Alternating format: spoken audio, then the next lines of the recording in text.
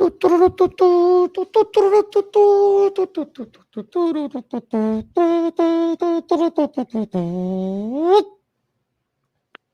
we're live. We are Okay. live. Hey, everybody. Hello, everybody. Welcome to episode 179 of Live at the Hive Digital Marketing from the Trenches. I'm your host, Dan Adelko. Matt Safanich. I'm Jack Gillen. And today we are going to talk about using SEO and content to power your business online. Yeah. A lot of good stuff there for sure. Topic near and dear to my heart. It's still the most effective way to have customers find you, customers with a high level of intent. And what we're going to talk about today a little bit once we dive into it is dispelling the myth that has always been this myth that it is some kind of voodoo, black magic, black art that nobody can understand. I mean, there's some technical stuff. We're going to talk a lot about how to do it practically, how you can do it, and you can do it on an ongoing basis. But before we get into that, Matt, I think we've got some what's new. So we have a few what's new articles this week. A lot of these articles do actually work into our topic for what's working this week. But I did want to start off just by talking about, Instagram's, we talked about last week about Instagram's move to really trying to push, giving content creators kind of like a branded content marketplace. And now they're actually starting to throw out a new feature that's called creator shops. And it's more of kind of like an affiliate marketing e-commerce spin towards the platform. So, brands are going to be able to, interact with their customers a little bit more, market direct to purchase on the platform. And it's been rumored for a long time that, Instagram is going to have this integrated payment system kind of mixed in with its marketplace, right? So everything's kind of done within the platform. So this is actually something really great for, brand influencers and people who use the platform quite a bit. Well, it's always really interesting to see people's take on affiliate marketing and how it has a bit of a bad name. But, the reality is if you look at the New York Times, the Washington Post, major media outlets, IGN, PC World, a huge part of their business is actually when they're doing reviews, those are all affiliate links where they're making a commission based on it. PCreviews.com. And I mean, there's hundreds and hundreds of sites. So I think it's an interesting way for creators on Instagram to think about, different ways that they can monetize their content creation. So I think these tools and the expansion of these tools, one, I think part of it is in direct response to TikTok, right? Sure. The more money that creators can make, the more the stickier they're going to be. And so that's an important thing. But yeah, I think these are great tools. I guess the only thing is hopefully the app doesn't get too crowded with offer, where it actually destroys the experience. Yeah. Well, to your point too, with TikTok and things like that, it's just the competition for TikTok and Instagram is coming so hot, and for the past couple months, we've always heard rumors about, Instagram's gonna be launching this. They have kind of this in the works, right? But because there's that really hard competition and TikTok is just on fire right now, I think that we're going to see a lot of these features that have been rumored for a long time start coming out of the woodwork and really starting to get kind of put into beta test and being featured on people's pages. Yeah, for sure. And Chad, you spend a lot of time on Instagram and TikTok for work. Yep, I sure do. So any thoughts on the addition of these models and maybe a little bit about what's going on TikTok? Yeah, I don't know. It's kind of interesting because TikTok is blowing up. All of the other social media is starting to look at that, and they're looking at their success, and now everybody's just kind of jumping on the bandwagon sort of thing. That's kind of generally what happens. Look what happened with Snapchat and how most of their features got stolen by Instagram, and now they almost do them better sometimes. But I don't know. It's kind of interesting to see how these platforms are evolving kind of in tandem with each other. Just based off of, what's working for people. Yeah, for sure. I think it's also important. We talked about this at the beginning I think throughout last year and especially at the beginning of 2021 is that this is the decentralization of e-commerce. And we're watching it happen, right? Unfold in front of our eyes. And Shopify was pretty clear about it, where right now e-commerce is destinational, right? I've got to go to Amazon and go through the checkout process. And I think one of the big things we're going to see, and it's continuing to happen, is that this will become a decentralized process where you are, in fact, connected to a checkout, but you don't have to leave the experience of the app that you're currently on to complete that process, which is a huge. I mean, I would put that in line with Apple's one-click purchase and Amazon checkout kind of logic in terms of how that's going to affect how we behave as consumers online. Yeah, it's gonna change it quite dramatically for sure. Get your credit cards ready. Imagine if pay them down. Pay them down. Yeah, start paying them down now. Yeah, right. So you can rack them back up again, right? The cycle of life, you know. Anyways, going on now, this kind of starts blending into a little bit more of the e-commerce path that we're going down, but one of the bees put this article in here, and it's from Ad Age, and it talks about the 4 reasons why brands need to partner with their e-commerce sites. And there's some things in here that we've talked about beforehand, right? E-commerce partners have transaction data that really allows you to create more accurate campaigns, a little bit more measurable metrics, a little bit more targeting as well. But it just dives into the broader picture of positioning your brand advertisements kind of close to the checkout so that you're driving new customers and that you're also changing the shopping behaviors of customers as well, right? And you're kind of getting in touch with them while they're in a certain maybe they're in a higher headspace in their purchase stage, right? So yeah. Cool Absolutely. stuff. So definitely something to unpack there. I'm not sure I saw a TikTok one there. Did you? Yeah, I had this one up beforehand, and this also kind of goes into the e-commerce too, and it's kind of the flip of what Instagram is really doing in terms of like their creator stores and stuff. Here, they're actually partnering with users on the platform and kind of expanding upon their creator content, right? And we've seen things in the past with like Ocean Spray, for example. I know American Eagle leggings are really big on TikTok too for a bit. And it kind of just adds to the, when people see these things online and on their feeds, they're really, really driven to buy it at a certain stage. And these platforms know that, and they want to capitalize on it, and they want to make sure that people are able to purchase items that they see on their news feeds on social media quite easily without going multiple places. So, yeah, absolutely. I think the bigger one, and we've actually seen this. There is this notion that TikTok is all Gen Zs. It's also 16-year-old girls dancing. I mean, there's that element to it. For sure. But there's a wide variety of TikToks out there. There's a dad TikTok, there's a finance TikTok, there's all sorts. So I think that the platform should not be dismissed as being just for kids. In fact, you can see it out there. And Chad, I'm sure you're deep into the TikTok world. Literally, so people have launched businesses based on a TikTok profile alone. Yep. Yeah. Just the other day, I saw like an 85-year-old woman just having little chats on TikTok, and she just has like these little snippet videos that talk about her life. Like there's just an endless variety of things. And then you have like businesses like real estate. You can do quick little tours, and food is definitely a big thing. There's so much you can do with it. It actually is a really fun platform. I really enjoy creating content on it. It's just it's very different from the other platforms, really. There's even like a hashtag specifically for this, and it's like TikTok made me buy it, and it's basically things that people put on there that like they needed to buy, and sometimes it's these like little quirky kind of things that people like to do. But at the end of the day, like you could, like Dan said, like people have made businesses based off of maybe one TikTok that kind of went viral, and then they build up their profile, right? Yeah, it's a great platform for tutorials and stuff like that, and little how-tos, and people love that stuff. Even content like this, like things you need to buy from Target, content like that, it's consumed really frequently on TikTok. Yeah.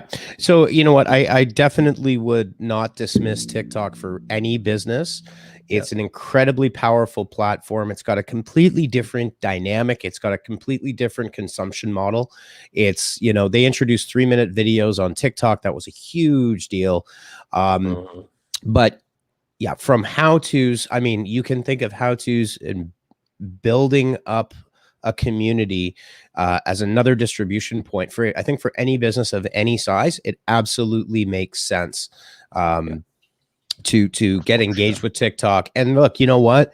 It's a grind. You got to start slowly. You've got to, you know, you've got to work the algorithm properly. You've got to use the app to engage. But I think there's big dividends to be paid because a lot of TikTok right now is 100% organic. Yep. Right. Worst case scenario, you're making a ton of content, which you can use. Yeah. Right. Yeah, exactly. Use it on Instagram or your Facebook, right? Yeah. Yep. For sure. Absolutely. Yeah, video content's great. Yeah. So, and welcome to, see, we got a bunch of new viewers on right now. That's looking good. It's a beautiful Friday afternoon. So if you're lurking out there, please, just say hi. We don't bite. Yeah. The more the merrier. We love having conversations on here with the audience. So that's right. And today we are going to be talking about SEO and content. And Yvonne, what's Yvonne saying? Yeah, 3 minutes is great. The content is good. Some of those TikTok videos go on for ages. There's no substance there. You know what? Margarita, hi. We used to swim together back in the day. That's a nice, long time ago. Yeah, I forgot you were a swimmer. Yeah. Forgot. I mean, I was a champion. How dare you forget? I was mediocre to okay, but that's good enough for me. I enjoyed it.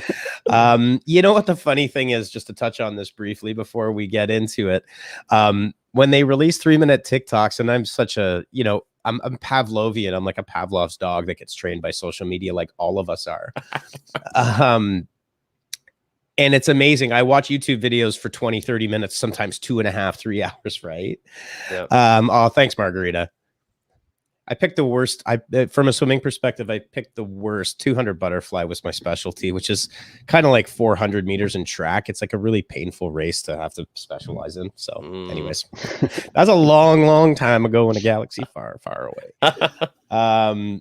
Yeah, so I watch, you know, they introduced 3-minute TikTok videos, and sometimes I find myself at 1.5 minutes being like, oh my God, this is so long. Get on with it, man. This is so long. Get to the point. It's amazing how these algorithms and you know, the level of nuance that they put into this to train us in a certain way where we can watch 2.5 hours of something on YouTube or 30 minutes on YouTube, and on TikTok 3 minutes sometimes feels like an eternity because of the nature of how they've designed it. So true. So it's something to really keep in mind with your business when you're creating content. Using TikTok is like snappy, get in, get out, you know, stick to the 30-second to 1 minute. You don't have to use the 3 minutes, especially if you're trying to build an audience, because, and I just see this myself, my own usage patterns. I'm so trained on TikTok to not have staying power. Yeah. It's like boom. Favorite that one. I like that. Favorite. Yeah. If you don't get me in that 2 seconds, I'm leaving. Right. Yeah. And I don't know if you guys are the same with TikTok from a usage pattern, but if I see something I like, I just favorite it so I know I can go back to it and grab it. That's what I do. Yep. I just favorite the stuff that I really like. Yep. I'll save that and Instagram. Put it in the bank. Totally. Put it in the bank. Cool. Put it in the bank and use it. So, I've actually got a bunch of recipes off of TikTok, which, you know, now it makes tasties look awesome, like, oh God, it's long form content. We are being trained very well by our technology overlords. For sure. Very true. Yeah. Very true. Bow down to Mark Zuckerberg. Anyways. Well, maybe the folks at Tencent, I would say. Yeah, TikTok, that too, right? Yeah, the conglomerate. Yeah. Anyways, we are going to be talking about using SEO today for what's working. We're going to be diving into content marketing and powering your growth fueled by SEO. Yeah, and I think one of the things, so this is something I've been doing for far too long, longer than I'd rather admit. Just to quickly give you some background on myself, I started doing SEO back in 1998. Okay. Kids. Chad's already doodling away. He's got the TikTok attention span. Anyways, I don't need to go into how or why, where that all began and where it led to, but I feel like I've seen 17 different worlds of search engine optimization, and really, you know, there's a few things I think that underpin our entire conversation about search, how it's used, how users consume it, why it's so important, why it's still the #1 channel, even though social is huge, is SEO doesn't exist. Okay. And I say this for a very good reason that I think I can easily justify. SEO is a series of best practices that crosses technical, content, internal linking, user experience, customer experience. And because it all is about findability, it's all about how these search engines, how you can rank in them, the absolute power that they have, right? That there are so many millions of terms that people search for, right? So I think that's the first thing, because people say, well, I'm an SEO expert, therefore you should listen to this, this, this, and this. And really, someone that is trained in SEO is trained to understand what the best practices are, to understand that these are multifaceted projects that involve potentially software developers, content creators, writers, videographers, you know, customer support people. Like it all works together. So SEO in and of itself isn't a thing. It's a series of best practices across multiple disciplines that are technology and content disciplines. Okay. Because I think that gets forgotten a whole lot. When people say, hey, we got to write for SEO or write for a search engine, to me, this makes no sense. And we're going to get into it. I promise I'm not going to rant about this too much. We will dig into it. But I think this is something that I hear on a daily basis across the board, and it just doesn't make sense. Okay. So we're also going to, as we're talking about this, I may kind of drown out Matt and Chad at the beginning, I promise, and then I'll back off. Okay. I'll leave it to you. Yeah. I'll leave it to you. Yeah. Okay. And we have some things here, is that SEO, like content creation, then there's content marketing, and search engine optimization is actually technically a subset of content marketing. I know SEOs in the industry probably may not look at it like that, but sadly, that is the true fact, right? Yeah. Because again, SEO for content marketing. So search engines are the #1 way, the #1 conduit that your content can be found and consumed by people that want your content. Therefore, SEO is a subset of content, is a type of content marketing, which is a subset of content creation, or subset. It works together, right? If you don't have good content, there's nothing to market. Does, yep. Exactly. Okay. Deep breath. There we go. Buckle up. Buckle up, buttercup. Here we go. Okay, so so I already talked a little bit about what SEO is, and really what it is like I said, a series of best practices that can work in concert. So for example, there is a technical side to SEO that involves server configurations and code and things like rich snippets, JSON LD, these types of techie side things. I've seen several times, as long as you're not violating anything serious, right? Like blocking the robots, like blocking Google from your site. If you're pretty good on the technical side and you have decent site speed, you can get away with a lot. Okay. And now it's highly dependent on what industry you're in and how competitive it is. But what I'm saying that for is for smaller businesses that say, well, we can't do this. You can, and you can do it using some very straightforward best practices and being consistent about them. Okay. So at the top level, SEO is really falls into 3 main pillars of activity. Okay. The technical side, your web server, the platform you're working on, you know, all of those things, site speed. There's a lot of things that go down into technical, right? The second pillar would be website content, and that's your on-page content. How is the content structured? And this is where search engine optimization actually touches on user experience and what they call CX, customer experience. It touches on design. It touches on user flow, touches on the words that are on the page, the video that's on the page. So it really does kind of work with everything, right? And then the third one, which is called link building, kind of a terrible term that's really glued itself into the market. But what that really is are external factors outside of your website that build or don't build your authority. Okay. And just very quickly on what SEO is from a link building side is Google was built on a paper out of the University of Toronto called Hilltop. And what Hilltop said is for scholarly articles, the more citations you have or more references, the more time other smart people that talk about similar topics references you means you must be more important, right? You're credible. That's literally what Google is built on fundamentally. Yep. That's what link building. So good, great content and the ability to be respected in an industry and to be referenced enough within your industry. That is what link building is. It really shouldn't be, hey, I spammed 500 sites looking to buy a link or what. Don't do that, please. No, don't. The good, bad, and the ugly here. So yeah, this is kind of one thing I just really think is really Harry Potter edition. I guess I want to say Yvonne did that, or did you do that, Chad? No, that was Yvonne's magic. Nicely done. Yvonne. Well played, Yvonne. Well played. Yeah. So I think one of the things here that we want to talk about, you don't have to be a wizard to do this. If you've got a Shopify store, if you've got a WordPress site, you can the tools can help you identify some of the bigger issues, and maybe you have one or two technical things to sort out, maybe get some help with that. But the reality is on the variety of elements that go into search engine optimization for your own business and for your own purposes, whatever that might be, consistency, best practices, thinking about things like titles, meta descriptions that will show up in the search engines, right? Your meta title and your meta description show up in the search engine. So they're really calls to action. They should be well thought out. You think about content structure and you think about developing really good, useful content and taking time to develop that content. You can do very, very, very well by being consistent on this stuff.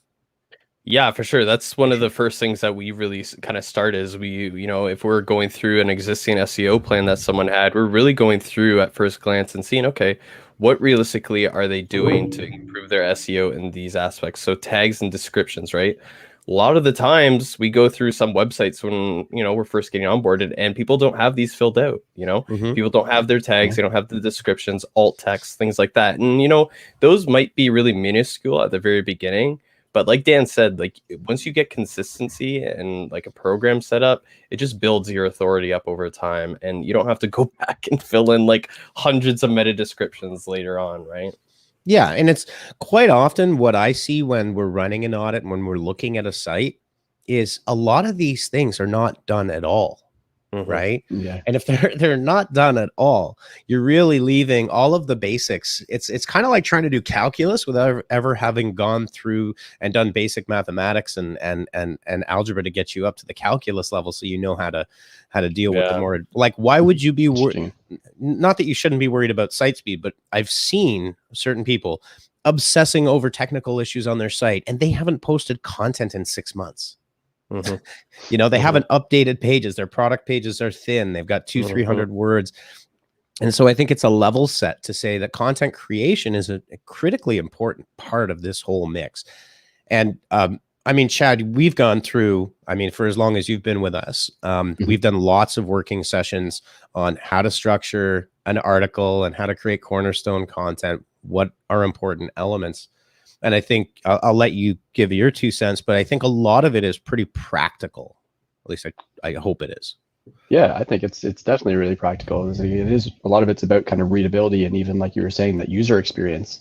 So if you essentially you go onto a website and if they have a description and it's one line, that's not going to really generate much. There's not really content there to drive anything at all.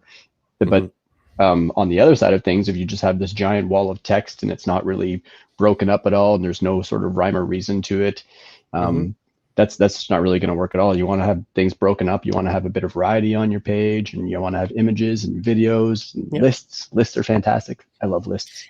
Yeah, and I think one of the things, and this is where the basics come in, and I kind of forgot one of the most fundamental philosophies here that I like to go by with search engine optimization. And I'm gonna propose this. Search engine optimizations, SEO of all digital marketing is one of the closest to psychographic and psychological profiling, understanding your customer, of any of the other disciplines. And I'll tell you why. Because SEO isn't a thing. Google isn't a thing.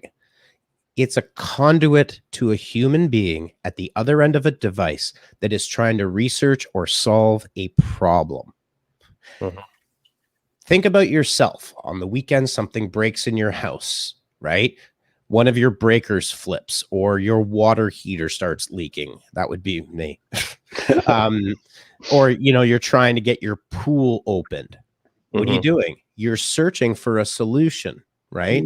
At the end of every SEO program is a human being. At the end of every query that you're researching is a human being. So you're trying to figure, what you should be thinking of is, one, what is that person all about? We're going to talk about that. Two, how can I solve their problem? And how can I do it in a way that's the most efficient? So when people say we've got to get SEO content, that's where I always kind of try to level set. Say, no, you're trying to get content for human beings because they're the ones at the other end of the search engine. Yeah. Right. And that's a huge philosophical shift for some people. I think people look at SEO and they think it's something other than really what it is.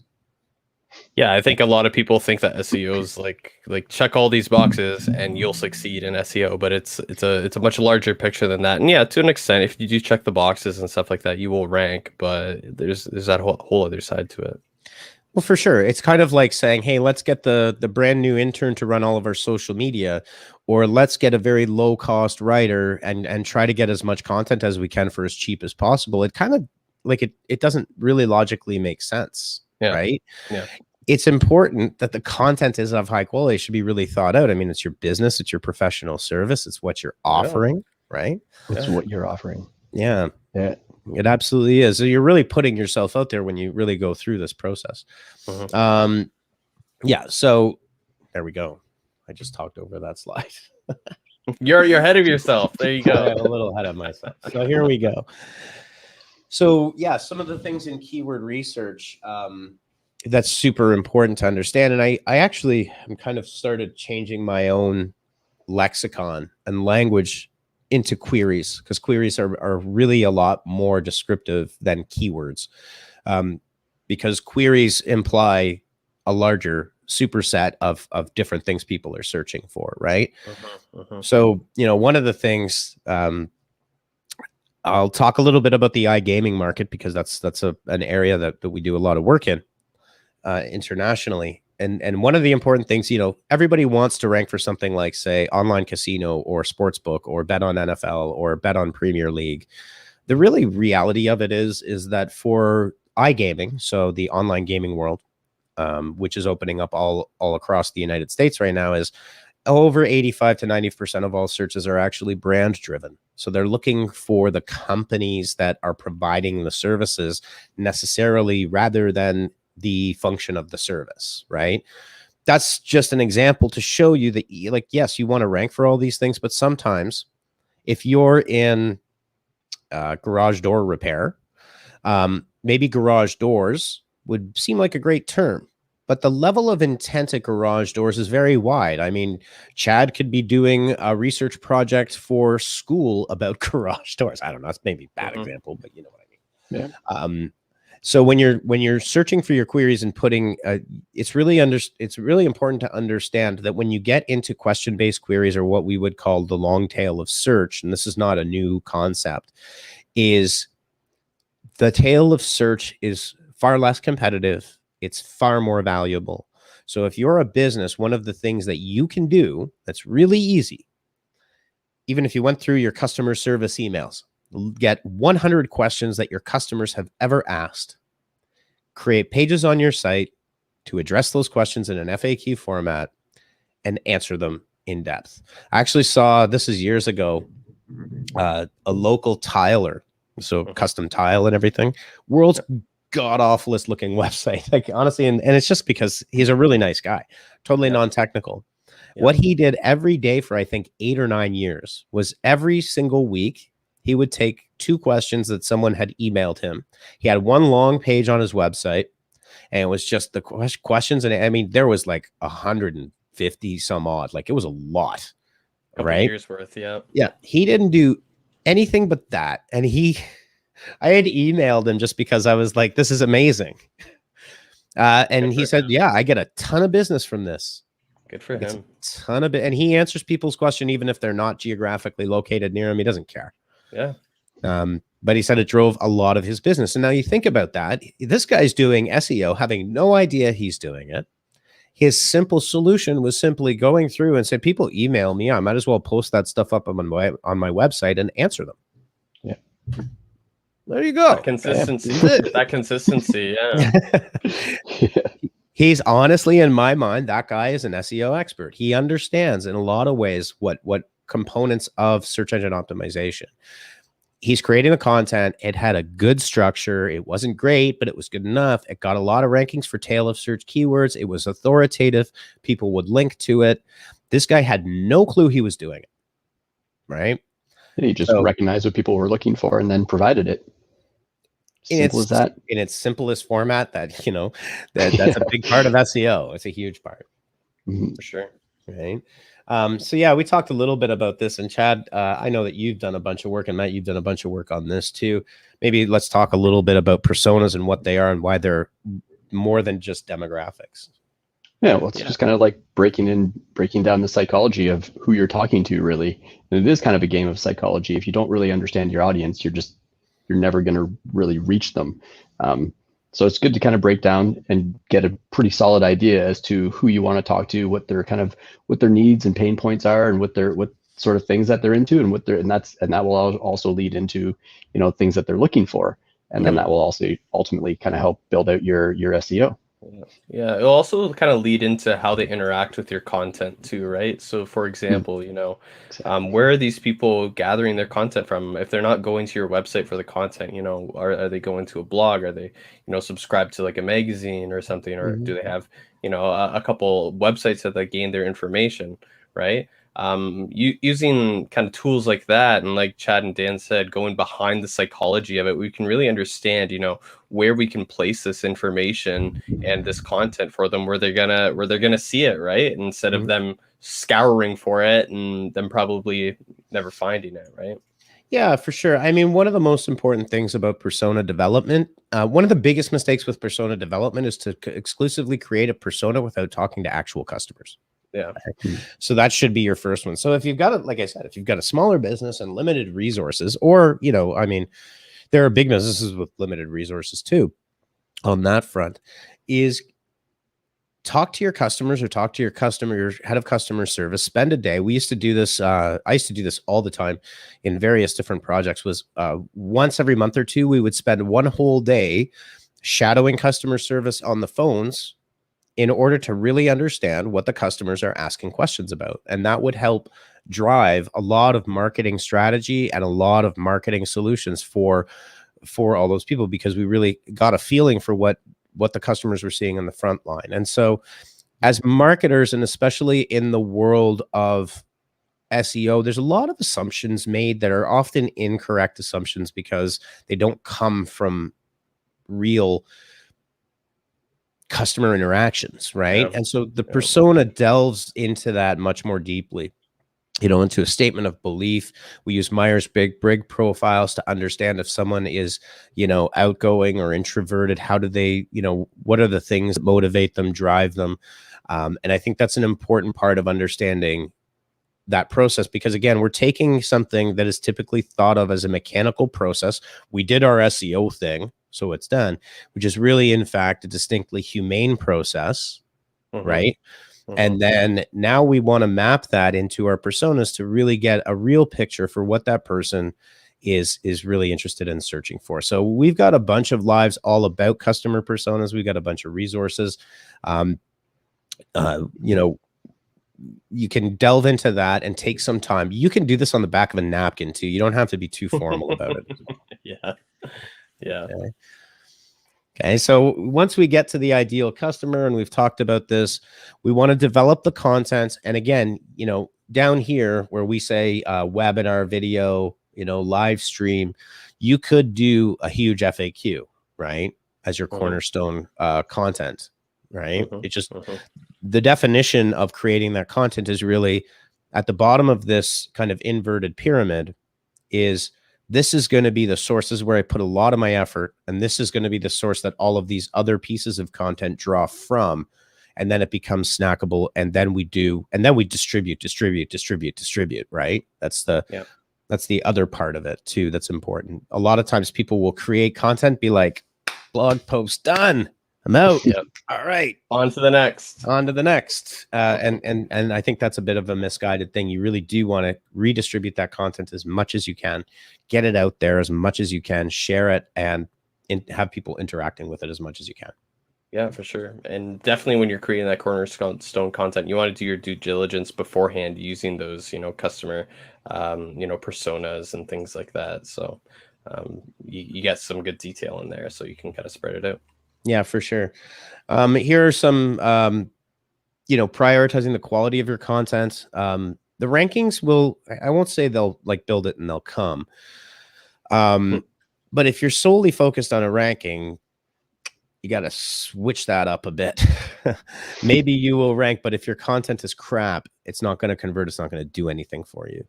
I think one important thing here, the third point, there's spinning content that isn't yours, but there's a flip side to that. Just like there's a flip side to anything in life, that duality is you can certainly create roundups from industry leaders and from other people to create almost like a meta topic, right?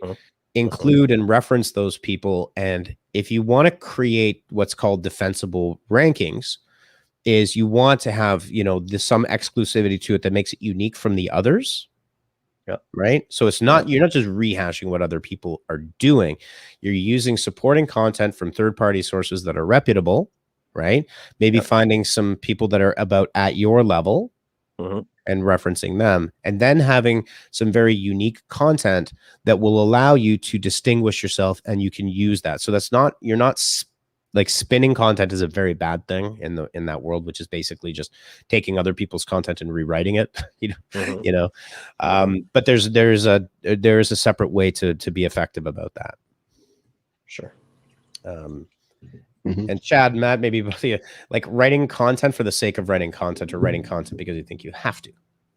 Yeah, I mean, it's your content should be part of a larger kind of content strategy for sure. If you're just writing the blog post to, I want to get a blog post out this month.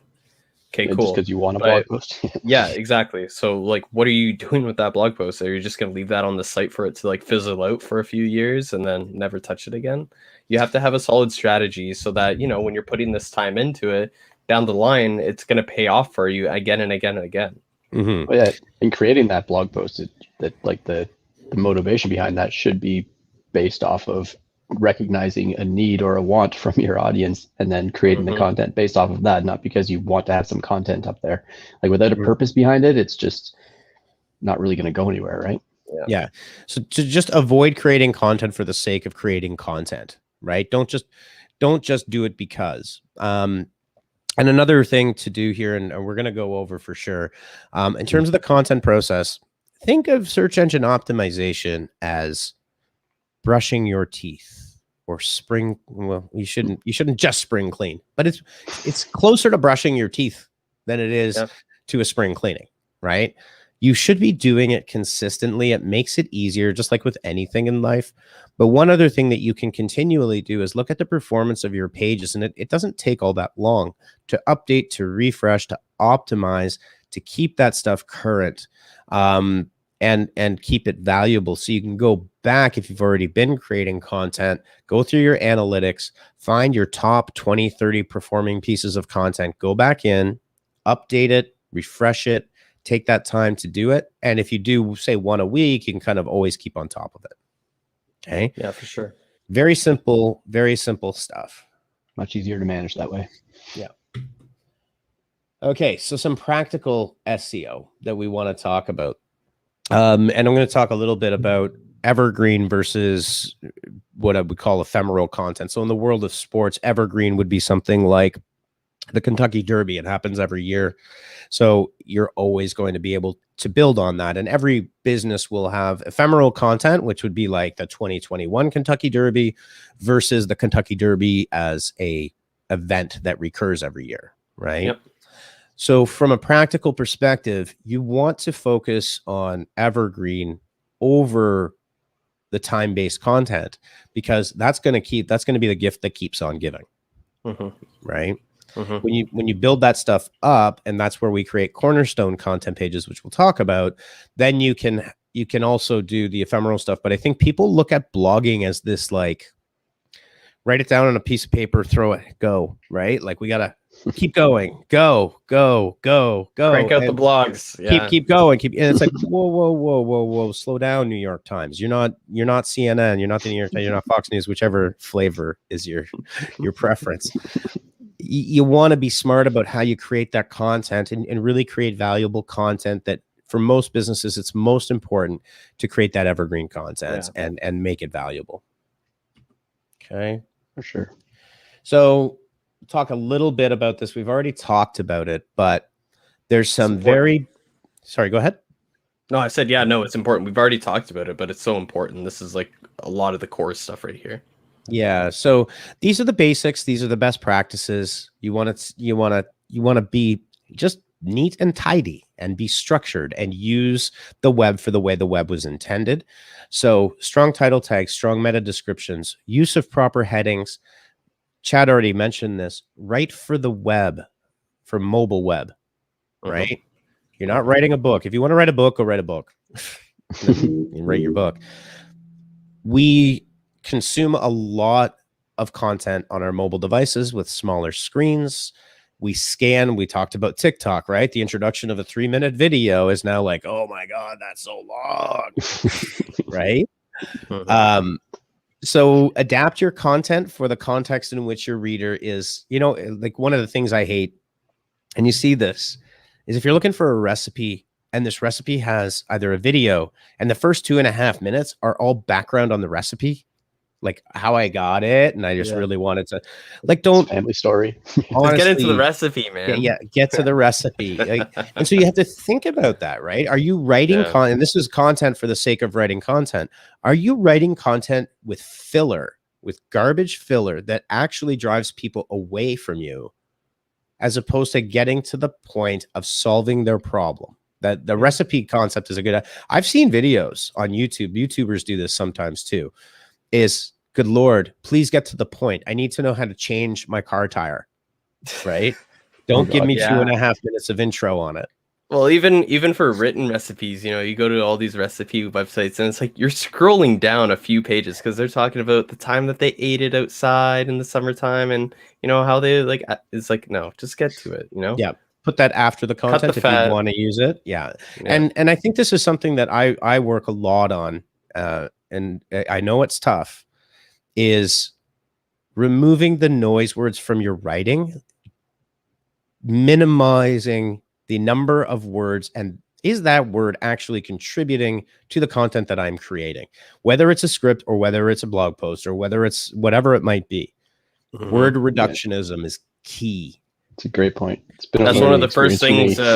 That's one of the first things I think Susan Shilton taught us in class was trimming the fat, cut the fluff. It's one of the main things that marketers learn, at least for content writing, right? Yep. And it's incredibly difficult to do consistently, and it takes like constant practice to do it. But it makes a huge difference. If you read something, and I that's why it's important to do two things from a content perspective. This is also, I think it's part of SEO is being efficient. Like, Google reads words, right? Like, fundamentally that thing reads. So if it's reading crappy filler, and it does speak, and it is intelligent enough to understand context, that content's not going to be considered quality content versus competitors that may be out there, right? So 2 tricks. One is read it out loud to yourself. And if it sounds awkward when you're reading it, then you can fix it. Secondly, have somebody else proof your stuff that's outside of it, because I know Susan's like this. I'm like this too. If someone gives me content, I will typically slaughter it and massacre it. And I do it on purpose, not to be mean. It's just because, well, you asked. Yeah. I'm not just going to say it's good. I've got my input, right? And why as I you do it asked to more, have you'll that, know, right? Yeah, as you do more and more, you'll know what to trim, what to add, or how far you can go with flip filler words, right? Yeah, for sure. And again, this is about optimizing your content. So we talked a lot about this. Format for optimal readability, go to the smaller devices that you can. So like Chad was mentioning, lists, bullet points, get to the point, let people scroll through, give them easy ways to navigate directly to a specific point, right? So they don't have to search for it. And include links out to authority sites that would be beneficial that someone may find important to reference. Google takes there's a lot of Google's algorithm that is on page, on site, and how you link internally and externally from your site. Okay. We are we over? I almost feel 10 like, minutes. 509? yeah, we're 10 10 minutes over, but we ain't getting into cornerstone content today. My goodness. How about we do this? Cornerstone content's pretty heavy. It gets deep. It does. Yeah, and it should. It's important. Yeah, it should. Cornerstone content is a hugely, incredibly important concept. So you know what I think we can do? Let's put a pin in it because it is, if you're in Southwestern Ontario, it is finally spring. It's no nice longer, beautiful day. It is no longer 4 degrees outside in May. Yeah. That was getting a little annoying. Testing my patience. Mhm. But what we will do is let everybody go and enjoy this what will be a really nice weekend. I think it's pretty much nice most places. Yeah. And what we'll do next week is we'll come back and let's just do a deep dive into cornerstone content because I think we can talk about that forever, and it'll also make Monday's production meeting a whole lot easier. Yeah, we'll know what we're talking about. There you go. Yeah. Yeah. Perfect. All right. So hopefully that was good as a practical guide to SEO, the practical things that you can do, even if you're non-technical, to really make a huge impact on your business. And that's the real focus. And that's where I really wanted to, like we do a ton of SEO here and we're constantly trying to demystify, debunk, and, you know, win hearts and minds about this style of SEO process, which I think is the more meaningful style of SEO. It's not just, hey, we'll skyrocket you to #1 rankings on Google in X period of time. It doesn't work like that. Yeah. It's not like that. Yeah. So thank you for joining us. Yeah. Thanks, guys. Yeah. Mhm. Enjoy your weekend. Enjoy your weekend. And we will see you All this next nice weather. week. Yeah. It's definitely going to be nice. I've got a spritzer outside waiting for me with my name on it. And I'm not shy to say, oh, I mean, I love them. They're great. Anyways. All right, everyone. See you next week. Same B time, same B channel, where we'll be talking about cornerstone contents, how to create it, what does it mean, and why is it awesome.